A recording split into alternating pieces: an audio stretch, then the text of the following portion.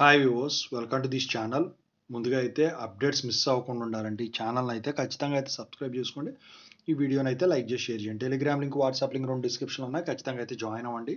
Call me for app details Telegram, WhatsApp, ఇన్స్టాగ్రామ్లో share చేశాను. You can call at any time, morning 8 to night 9. So చాలామంది students అడుగుతున్నారు, why JNTUH grace marks eligibility list delayed. So చాలా వరకు వచ్చేసరికి ఏంటంటే ఇక్కడ 2 రకాల ప్రాసెస్ జరుగుతా ఉన్నాయి. ఆ 2 రకాల ప్రాసెస్ ఏంటి అని చెప్పేసి ఇప్పుడు చెప్తాను. 2022 వాళ్ళైనా, 2023 వాళ్ళైనా, 2024 వాళ్ళైనా. ముందుగా అయితే ఇన్‌స్టాగ్రామ్ లింక్ ఆల్రెడీ డిస్క్రిప్షన్‌లో ఉంది. దాంట్లోకి వెళ్లి డౌట్స్ పెట్టండి.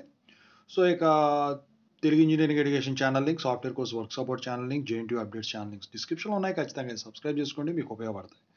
ఇక టాపిక్‌లో వెళ్తే ఇక్కడ మీరు గ్రేస్ మార్క్స్ అప్లై చేసుకోవడానికి 2 రకాల ప్రాసెస్ ఉన్నాయి. అందుట్లో ఒక ప్రాసెస్ వచ్చేసరికి ఏంటంటే డైరెక్ట్ అప్లై చేసుకునే విధానం. ఇంకోటి వచ్చేసరికి ఏంటంటే ఎలిజిబిలిటీ లిస్ట్ వచ్చిన తర్వాత అప్లై చేసుకునేది. అయితే ఇప్పటికే కొన్ని కాలేజీలు డైరెక్ట్‌గా అప్లై చేపించుకుంటున్నాయి. కొన్ని కాలేజీలు వచ్చేసరికి ఏంటంటే యూనివర్సిటీ నుంచి మాకేం అప్డేట్ రాలేదు, డైరెక్ట్‌గా అప్లై చేసుకోకూడదు, రిజెక్ట్ అవుతున్నాయని చెప్పేసి వాళ్ళు చెప్పడం అయితే జరుగుతుంది. ఇది నేను చెప్పడం కాదు, చాలామంది స్టూడెంట్స్ కూడా కామెంట్ చేస్తా ఉన్నారు. సో అయితే ఇక్కడ డైరెక్ట్‌గా అప్లై చేసుకునే విధానంలో అయితే మీకు యూనివర్సిటీ నుంచి గనక ఏమీ ఇంకా రెస్పాన్స్ రాకపోతే జనరల్‌గా అయితే అసలు 45 డేస్ టు 52 డేస్‌లో మీకు ఈ పీసీసీఎంఎం వచ్చేస్తది గ్రేస్ మార్క్స్ యాడ్ అయిన తర్వాత. కానీ ఈ డైరెక్ట్ విధానంలో వచ్చేసరికి ఏంటంటే యూనివర్సిటీకి కుదిరినప్పుడు వాళ్ళు దాని నోటిఫికేషన్ ఇదంతా చూసుకొని దాని ప్రకారం చేస్తారు కాబట్టి 2 మంత్స్ అయినా పట్టొచ్చు ఒక్కోసారి, చెప్పలేం. 2022లో బాగా లేట్ అయింది. తర్వాత 2023లో దాంతో పోలిస్తే కొంచెం తగ్గింది. ఇప్పుడు లేటెస్ట్‌గా కొంచెం పర్లేదు.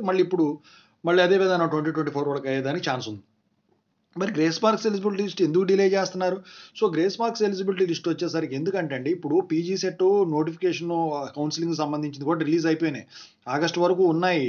సో ఆ పనుల్లో వచ్చేసరికి బిజీగా ఉంటారు వీళ్ళు, కొత్తగొచ్చే అడ్మిషన్. అది కాకుండా ఎంసెట్‌ది, ఈఏపీ సెట్‌ది కూడా అడ్మిషన్స్ అన్ని యూనివర్సిటీలో జాయిన్ అయ్యే వాళ్ళు ఉంటారు. అన్ని ఎగ్జామ్స్ వాళ్ళే చూసుకోవాలి, సర్టిఫికెట్లు ఇయన్నీ కూడా.